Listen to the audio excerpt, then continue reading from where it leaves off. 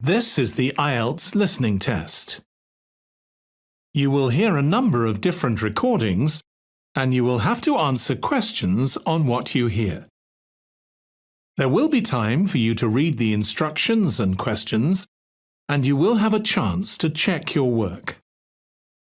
All the recordings will be played once only. The test is in 4 parts. At the end of the test, you will be given 10 minutes to transfer your answers to the answer sheet. Now turn to Part 1.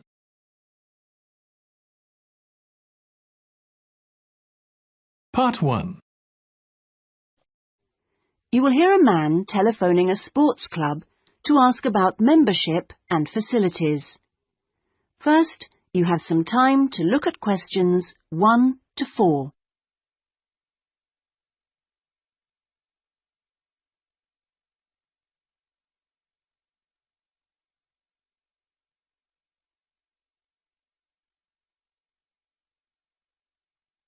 You will see that there is an example that has been done for you. On this occasion only, the conversation relating to this will be played first. Good morning. Sorry, it's gone 12. I'll start again. Good afternoon, Kingswell Sports Club. How can I help you? Oh, good afternoon. I was wondering if you could give me some information about membership and facilities. The name of the sports club is Kingswell, so Kingswell has been written in the space. Now we shall begin. You should answer the questions as you listen, because you will not hear the recording a second time. Listen carefully and answer questions 1 to 4.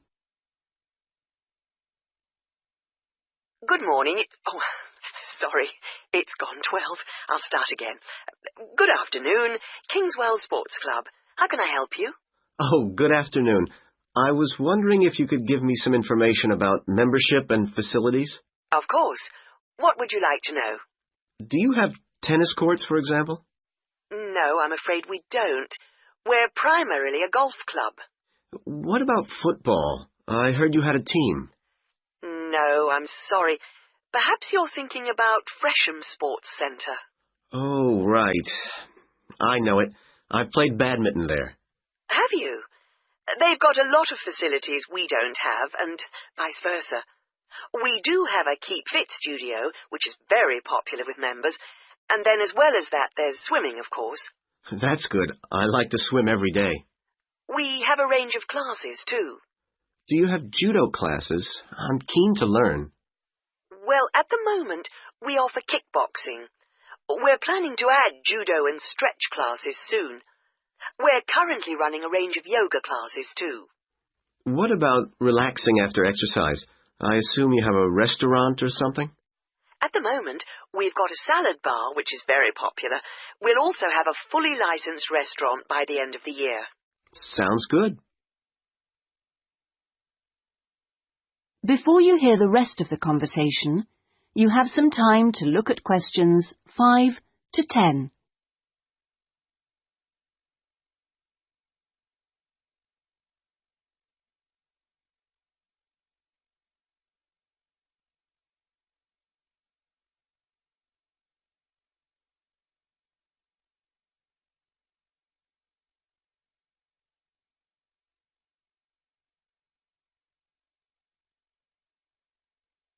Now listen and answer questions 5 to 10. What kind of membership are you interested in? Not really sure. What are the options? Well, there are 3 different membership schemes. I see. What's the difference? Well, the first one's called Gold, and you can use all the facilities at any time of the day or week. You can also join in as many classes as you like for free. That sounds good. Is it very expensive? Well, you pay a £250 joining fee, and then it's £450. Oh, no, I'm sorry. It's just gone up by £50. Sorry about that. It's now £500 for the annual subscription fee. Right, got that. And what's the next type? Well, that's silver. It's the same as gold, except you have to pay a small fee of £1 per lesson for any you do, and you can only use the centre at certain times. I see. So when exactly? You can only use the facilities between 10 a.m. and 4:30 p.m. So I couldn't use the pool at 8 in the morning or evening then? That's right. Okay, and the price for that? Is the joining fee the same as for gold? Actually, it's slightly less than the £250. It's £225, but the annual fee is only £300. Does that sound more like what you want? Well, it's still rather more expensive than I thought. I'm a student here in England, and I'm only here for 6 months. Ah, then the bronze scheme would probably suit you best. How is that different? Well, some of the facilities have restricted use. And do I have to pay for classes? Yes, it's £3 for each class you join. I see. And what are the hours then? Between 10:30 and 3:30 weekdays only, and you pay a £50 joining fee. The annual fee is £180. It works out at £15 a month, so that would be quite a lot cheaper. Oh, that should be all right. I could come in my free periods. What do I have to do if I want to join? Well, we book you in for an assessment with an instructor who will show you how to use all the equipment. If you want to organise a trial session and look around the centre, you'll need to speak to David Kinchley. Could you spell that, please? Yes, David, K-Y-N-C-H-L-E-Y. I'll give you his direct line number. It's 0458 95311. Thanks. Thank you for calling Kingswell Sports Club. That is the end of Part 1. You now have 1 minute to check your answers to Part 1.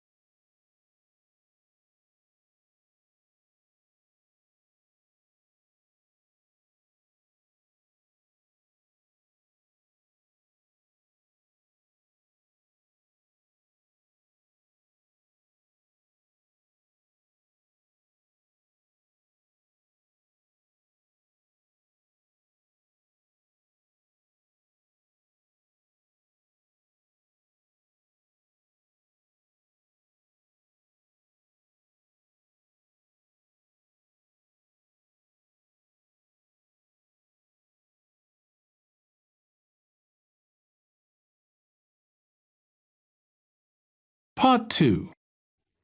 You will hear a local radio broadcast about the Rivenden City Theatre. First, you have some time to look at questions 11 to 16.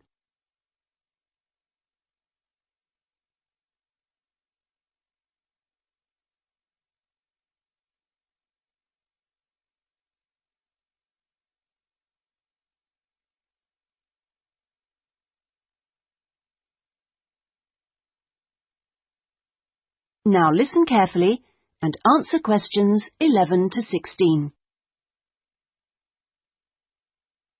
And here on Radio Rivenden, we have Lynn Rawley, the Public Relations Officer of our own Rivenden City Theatre. Hello, Lynn. Hello. Now, the theatre is reopening soon after its 3-year redevelopment program, isn't it? That's right, and there are a lot of improvements. The first thing people will see when they go in is that the foyer has been repainted in the original green and gold. Then the box office has been reoriented with its own access from the side of the building instead of through the foyer, which means it can be open longer hours and has more space too. The shop that used to be in the foyer, which sold books and CDs, is the one part of the redevelopment which isn't yet complete. The plan is to find new premises for it near the theatre, and we've had difficulty finding somewhere suitable. We hope to reopen the shop in the next few months. Will audiences find any difference in the auditorium? Yes, we've increased the legroom between the rows. This means that there are now fewer seats, but we're sure audiences will be much happier. And we've installed air conditioning so it won't get so hot and stuffy. We already had a few seats which were suitable for wheelchair users, and now there are twice as many, which we hope will meet demand. Something else that will benefit audiences is the new lifts. The two we used to have were very small and slow.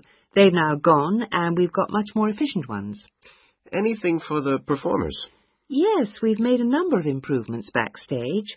The small, dark dressing rooms we used to have been converted into 2 large, airy rooms, so they're much more comfortable now.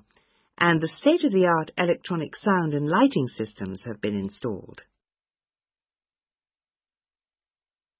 Before you hear the rest of the talk, you have some time to look at questions 17 to 20.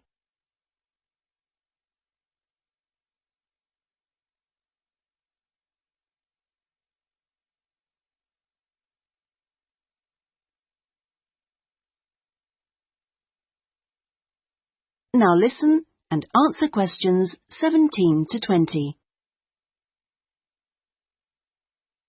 Okay, so what's the first play that audiences can see when the theatre reopens? We've got a very exciting production of Peter Shaffer's Royal Hunt of the Sun, which is currently touring the country. That starts on October the 13th and runs till the 19th. We're experimenting a bit with the time the curtain goes up. We used to start all our performances at 7:30, but that made it difficult for people to go home by public transport. So instead, we're beginning at 7, because at 9:45, when it finishes, there are still buses running. Tickets are already selling fast. The Friday and Saturday performances sold out almost immediately, and in fact now there are only tickets for Monday and Thursday. How much are they? We've introduced a simpler price structure. Ticket prices used to range from £6 to £30, but now they're all £18. They're available from the box office, in person, by phone, fax or post, or online. Okay, Lynn, now if you'd like to give the contact details for the theatre so that our listeners...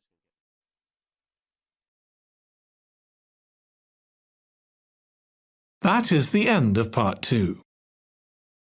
You now have 30 seconds to check your answers to Part 2.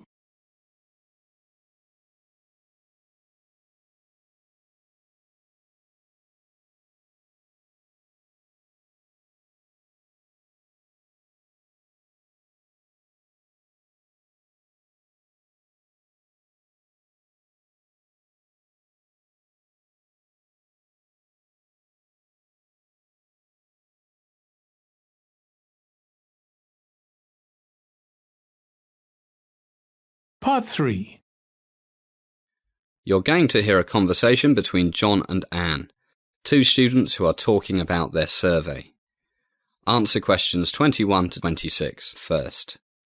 You now have some time to read questions 21 to 26.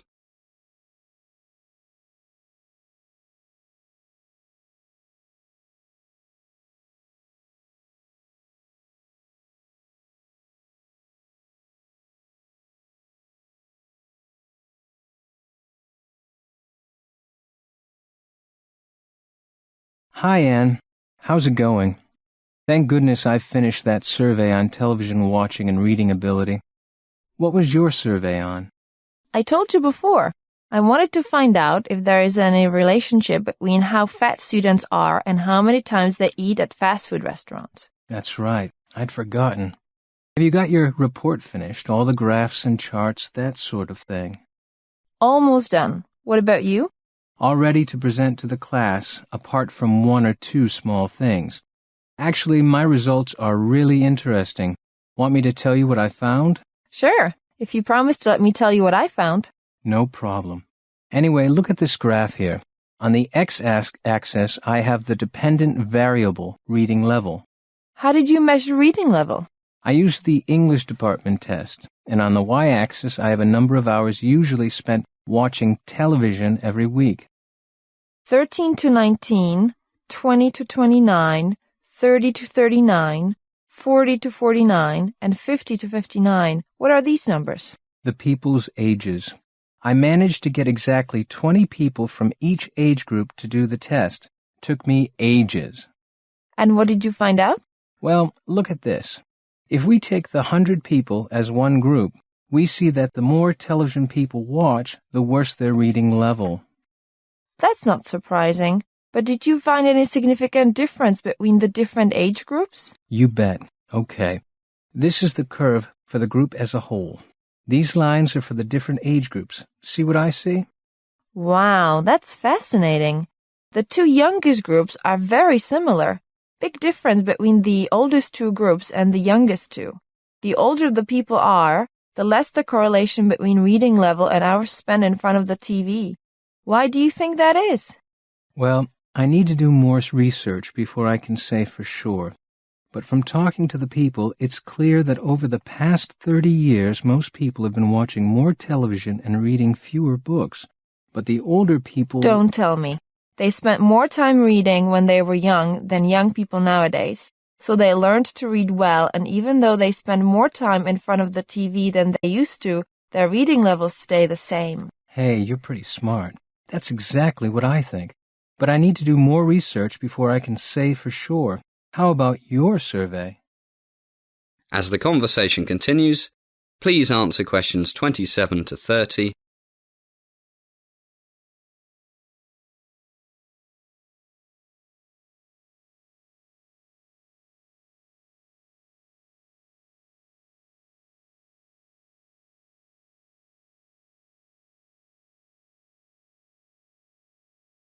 Nothing surprising. Well, actually, one thing is really interesting. Look, this is the number of times people usually go to a fast food place every week. And these are the percentages of people who are normal weight, overweight or obese, meaning really, really fat. Look, no fast food, only about 5% are obese. And look, 12 or more, about a third. And another graph, we have the number of hours they exercise every week. Wow, a big difference. More junk food, less exercise, more fat. I didn't think it would be so obvious. That's great work. Why do you think people who exercise more tend to eat less junk food? I asked everyone about that and found that people who care about their health do more exercise and eat fewer French fries and all that other greasy food, fast food stuff. Simple. That makes sense.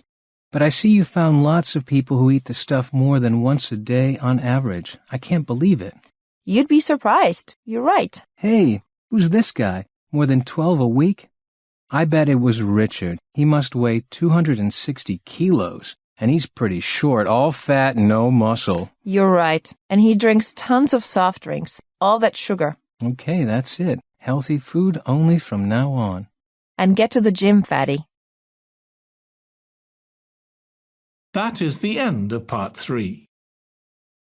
You now have 30 seconds to check your answers to part 3.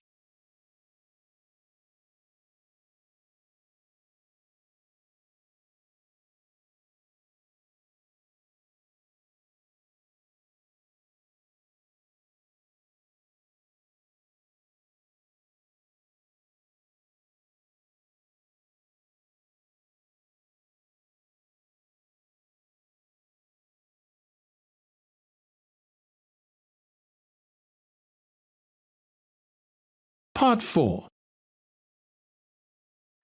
You're going to hear a lecture on corporate crime. You now have some time to read questions 31 to 40.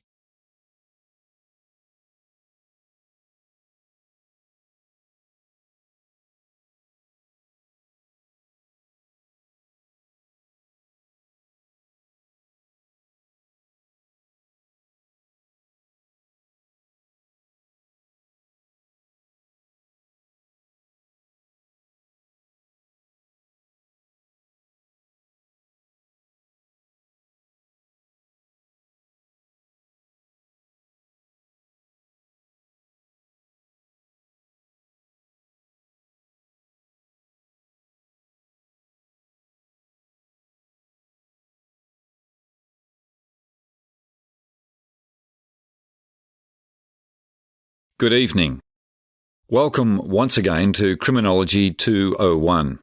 I'm happy to see you all looking so alert and full of energy after a busy day. Tonight, and for the next few weeks, we will be looking at what is clearly a very important topic, corporate crime. First of all, what do we mean by corporate crime? The simple answer, of course, is crime committed by a corporation, usually by the heads of a corporation working together. But what about a crime committed by, for example, the CEO of a company, who without the knowledge of his colleagues, bribes a government official in order to get a big fat contract for his company? Well, we won't be looking at this kind of white-collar crime. Rather, we'll restrict our study to cases where the top people in a business entity work together and knowingly break the law, and especially those cases where, until they get caught, this type of unlawful behaviour is actually part of the corporate culture. First, why do they do it? The simple answer is to make more money. Well, most businessmen want to make more money, but they don't break the law to do so. So what factors make a group of men, yes, they are usually men, but women are by no means immune from this temptation, decide to step outside the law? In the next few weeks, we'll be looking into this question with a lot of case studies in some depth. We will also try to divide corporate crime into several categories and see what they share in common in terms of the psychology and organisational culture of those who commit them. And we will also look into the legal, social and political settings in which these crimes occur. A particularly interesting aspect of corporate crime is the process of detection, trial and punishment. It often seems that this type of crime goes on for an unreasonable length of time before it is detected by the authorities. Is this true, and if so, why? There is also a common perception that people found guilty of corporate crimes are treated much more leniently by the courts than, for example, your common everyday thief or murderer even. Is this true? And if so, why? I mentioned that we will divide corporate crime into several categories and look at some specific cases. What categories can we think of? Well, one is that of product safety, where a company markets a product that it knows to be unsafe. One of the landmark cases in corporate criminology of this type is the Ford Pinto case.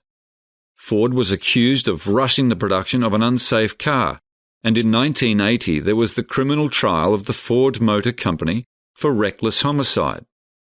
We'll look at the research on white-collar crime and studies on organisational culture and structure to examine the lack of safety and recall regulations that may have contributed to as many as 500 deaths. As one report put it, much of the literature on the Ford Pinto case focuses on how consumer safety was willingly sacrificed in the face of corporate greed. Another category of corporate crime is manipulation of a company's share prices. One form of this is insider trading. Closely related and sometimes very difficult to prove is a kind of creative accounting whereby, for example, profits are exaggerated in order to drive up a company's share prices. Take the Enron scandal. On November 29, 2001, the Wall Street Journal ran an article in which they reported that for years the company may have been President Bush's biggest financial backers, donating nearly $2 million to his campaigns. And it appeared that the Bush administration's national energy plan might have been in part an effort to help one of Bush's largest contributors. So we see politics creeping into this corporate crime question. That is the end of Part 4. You now have 1 minute to check your answers to Part 4. That is the end of the listening test. In the Ielts test, you would now have 10 minutes to transfer your answers to the answer sheet.